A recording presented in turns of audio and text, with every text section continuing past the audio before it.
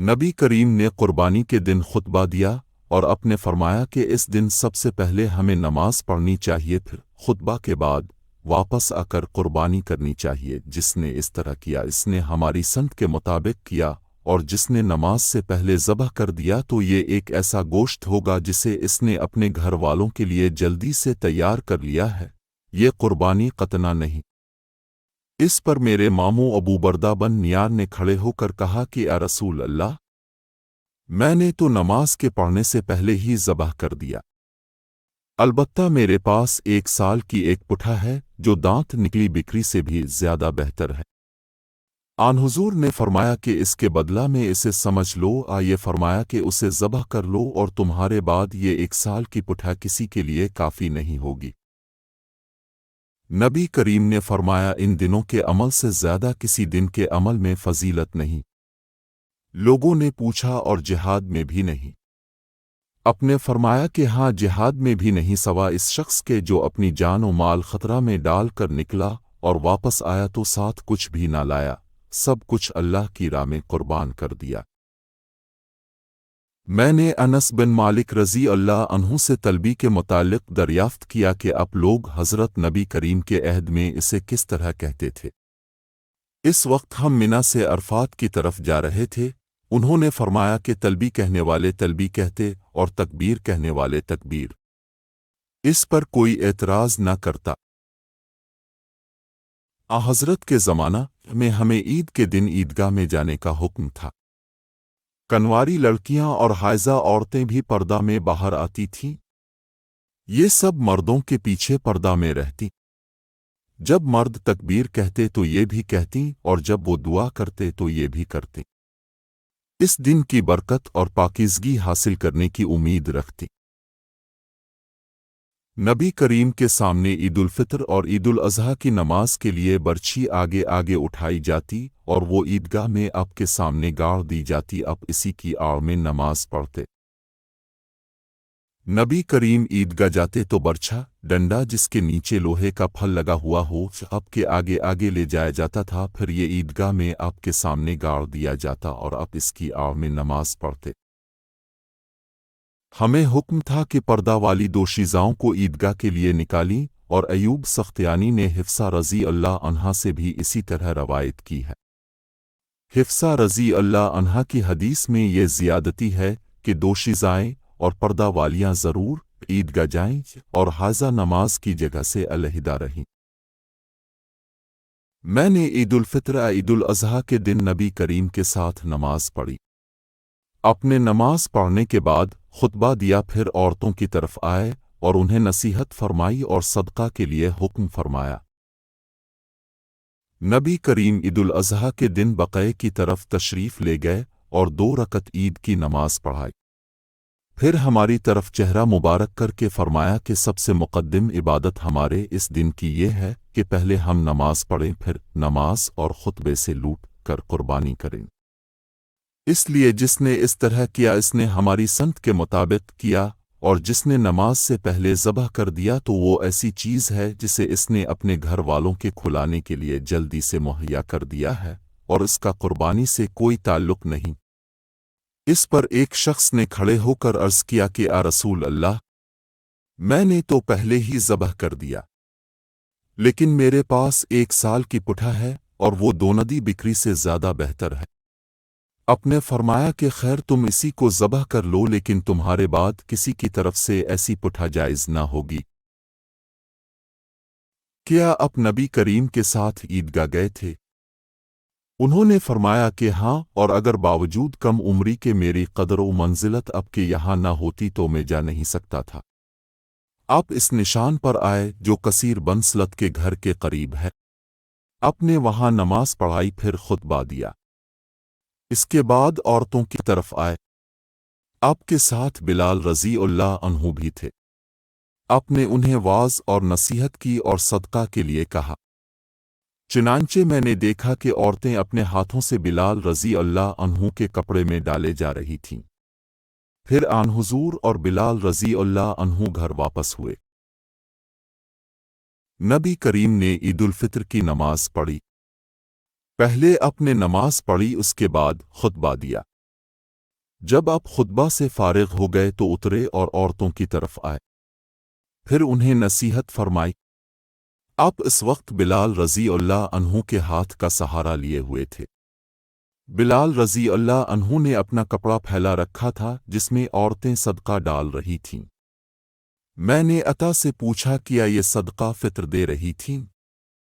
انہوں نے فرمایا کہ نہیں بلکہ وہ صدقہ کے طور پر دے رہی تھیں۔ اس وقت عورتیں اپنے چھلے وغیرہ برابر ڈال رہی تھیں۔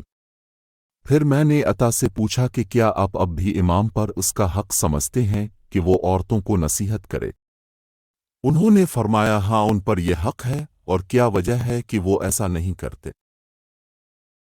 میں نبی کریم اور ابو بکر، عمر اور عثمان رضی اللہ عنہم کے ساتھ عید الفطر کی نماز پڑھنے گیا ہوں۔ یہ سب حضرات خطبہ سے پہلے نماز پڑھتے اور بعد میں خطبہ دیتے تھے۔ نبی کریم اٹھے، میری نظروں کے سامنے وہ منظر ہے جب آپ لوگوں کو ہاتھ کے اشارے سے بٹھا رہے تھے۔ پھر آپ صفوں سے گزرتے ہوئے عورتوں کی طرف آئے۔ آپ کے ساتھ بلال تھے۔ آپ نے یہ آیت تلاوت فرمائی، اے نبی، جب تمہارے پاس مومن عورتیں بیعت کے لیے آئیں گے۔ پھر جب خطبہ سے فارغ ہوئے تو فرمایا کہ کیا تم ان باتوں پر قائم ہو؟ ایک عورت نے جواب دیا کہ ہاں۔ ان کے علاوہ کوئی عورت نہ بولی۔ حسن کو معلوم نہیں کہ بولنے والی خاتون کون تھیں۔ اپنے خیرات کے لیے حکم فرمایا اور بلال رضی اللہ عنہ نے اپنا کپڑا پھیلا دیا اور کہا کہ لاؤ تم پر میرے ماں باپ فدا ہوں۔ چنانچہ عورتیں چھلے اور انگوٹھیاں بلال رضی اللہ عنہ کے کپڑے میں ڈالنے لگیں۔ عبد الرزاق نے کہا گفتخ بڑے چھلے کو کہتے ہیں جس کا جاہلیت کے زمانہ میں استعمال تھا۔ ہم اپنی لڑکیوں کو عیدگاہ جانے سے منع کرتے تھے۔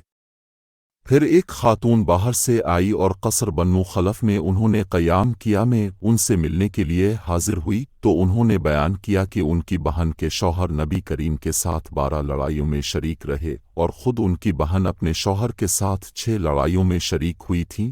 ان کا بیان تھا کہ ہم مریضوں کی خدمت کیا کرتے تھے اور زخمیوں کی مرہم پٹی کرتے تھے۔ انہوں نے پوچھا کہ اے رسول اللہ، کیا ہم میں سے اگر کسی کے پاس چادر نہ ہو اور اس وجہ سے وہ عید کے دن عیدگاہ نہ جا سکے تو کوئی حرج ہے؟ آپ نے فرمایا کہ اس کی سہیلی اپنی چادر کا ایک حصہ اسے اڑا دے اور پھر وہ خیر اور مسلمانوں کی دعا میں شریک ہوں۔ حفصہ نے بیان کیا کہ پھر جب عطیہ یہاں تشریف لائیں تو میں ان کی خدمت میں بھی حاضر ہوئی اور دریافت کیا کہ اپنے فلاں فلاں بات سنی ہے۔ انہوں نے فرمایا کہ ہاں میرے باپ اب پر فدا ہوں۔ عطیہ رضی اللہ عنہا جب بھی نبی کریم کا ذکر کرتی تو یہ ضرور کہتی کہ میرے باپ اب پر فدا ہوں۔ ہاں تو انہوں نے بتلایا کہ نبی کریم نے فرمایا کہ جوان پردہ والی اجوان اور پردہ والی باہر نکلے۔ شبہ ایوب کو تھا، البتہ حائضہ عورتیں عیدگاہ سے علیحدہ ہو کر بیٹھیں، انہیں خیر اور مسلمانوں کی دعا میں ضرور شریک ہونا چاہیے۔ حفصہ رضی اللہ عنہا نے کہا کہ میں نے عطیہ رضی اللہ عنہا سے دریافت کیا کہ حائضہ عورتیں بھی؟ انہوں نے فرمایا کیا حائضہ عورتیں عرفات نہیں جاتیں اور کیا وہ فلاں فلاں جگہوں میں شریک نہیں ہوتی؟ پھر اجتماع عید ہی کی شرکت میں کون سی قباحت ہے؟ ہمیں حکم تھا کہ حائضہ عورتوں، دوشیزاؤں اور پردہ والیوں کو عیدگاہ لے جائیں۔ ابن عون نے کہا کہ حدیث میں پردہ والی دوشیزائیں ہیں، البتہ حائضہ عورتیں مسلمانوں کی جماعت اور دعاؤں میں شریک ہوں اور نماز سے الگ رہیں۔ نبی کریم عیدگاہی میں نہر اور ذبح کیا کرتے؟ نبی کریم نے بقر عید کے دن نماز کے بعد خطبہ سنایا اور فرمایا کہ جس نے ہماری طرح کی نماز پڑھی اور ہماری طرح کی قربانی کی، اس کی قربانی درست ہوئی، لیکن جس نے نماز سے پہلے قربانی کی تو وہ ذبیحہ صرف گوشت کھانے کے لیے ہوگا۔ اس پر ابو بردہ بن نیار نے عرض کیا کہ یا رسول اللہ، قسم اللہ کی میں نے تو نماز کے لیے آنے سے پہلے قربانی کر لی، میں نے یہ سمجھا کہ آج کا دن کھانے پینے کا دن ہے، اسی لیے میں نے جلدی کی اور خود بھی کھایا اور گھر والوں کو اور پڑوسیوں کو بھی کھلایا۔ رسول اللہ نے فرمایا کہ بہرحال یہ گوشت کھانے کا ہوا، قربانی نہیں؟ یا انہوں نے عرض کیا کہ میرے پاس ایک بکری کا سال بھر کا بچہ ہے، وہ 2 بکریوں کے گوشت سے زیادہ بہتر میری طرف سے اس کی قربانی درست ہوگی؟ آپ نے فرمایا کہ ہاں، مگر تمہارے بعد کسی کی طرف سے ایسے بچے کی قربانی کافی نہ ہوگی۔ رسول اللہ نے بقر عید کے دن نماز پڑھ کر خطبہ دیا۔ آپ نے فرمایا کہ جس شخص نے نماز سے پہلے جانور ذبح کر لیا اسے دوبارہ قربانی کرنی ہوگی۔ اس پر انصار میں سے ایک صاحب اٹھے کہ آ رسول اللہ، میرے کچھ غریب بھوکے پڑوسی ہیں، یا یوں کہا وہ محتاج ہیں، اس لیے میں نے نماز سے پہلے ذبح کر دیا، البتہ میرے پاس 1 سال کی ایک پٹھا ہے جو 2 بکریوں کے گوشت سے بھی زیادہ مجھے پسند ہے۔ آپ نے انہیں اجازت دے دی۔ نبی کریم نے بقر عید کے دن نماز پڑھنے کے بعد خطبہ دیا، پھر قربانی کی۔ آپ نے فرمایا کہ جس نے نماز سے پہلے ذبح کر لیا ہو تو اسے دوسرا جانور بدلہ میں قربانی کرنا چاہیے، اور جس نے نماز سے پہلے ذبح نہ کیا ہو وہ اللہ کے نام پر ذبح کرے۔ نبی کریم عید کے دن ایک راستہ سے جاتے پھر دوسرا راستہ بدل کر آتے۔ اس روایت کی مطابق یونس بن محمد نے فل سے کی، ان سے سعید نے، اور ان سے ابو ہریرہ رضی اللہ عنہ نے بیان کیا، لیکن جابر کی روایت زیادہ صحیح ہے۔ ابو بکر رضی اللہ عنہ ان کے یہاں من کے دنوں میں تشریف لائے۔ اس وقت گھر میں 2 لڑکیاں دف بجا رہی تھیں اور بیاس کی لڑائی کی نظمیں گا رہی تھیں۔ نبی کریم چہرہ مبارک پر کپڑا ڈالے ہوئے تشریف فرما تھے۔ ابو بکر رضی اللہ عنہ نے ان دونوں کو ڈانٹا۔ اس پر اپنے چہرہ مبارک سے کپڑا ہٹا کر فرمایا کہ ابو بکر جانے بھی دو، یہ عید کے دن ہے، اور وہ بھی من میں۔ میں نے ایک دفعہ نبی کریم کو دیکھا کہ اپنے مجھے چھپا رکھا تھا، اور میں حبشہ کے لوگوں کو دیکھ رہی تھی جو مسجد میں تیروں سے کھیل رہے تھے۔ حضرت عمر رضی اللہ عنہ نے انہیں ڈانٹا، لیکن نبی کریم نے فرمایا کہ جانے دو، اور ان سے فرمایا اے بنوارف دے، تم بے فکر ہو کر کھیل دکھاؤ۔ نبی کریم عید الفطر کے دن نکلے اور عیدگاہ میں 2 رکعت نماز عید پڑھی۔ اپنے نہ اس سے پہلے نفل نماز پڑھی اور نہ اس کے بعد۔ آپ کے ساتھ بلال رضی اللہ عنہ بھی تھے۔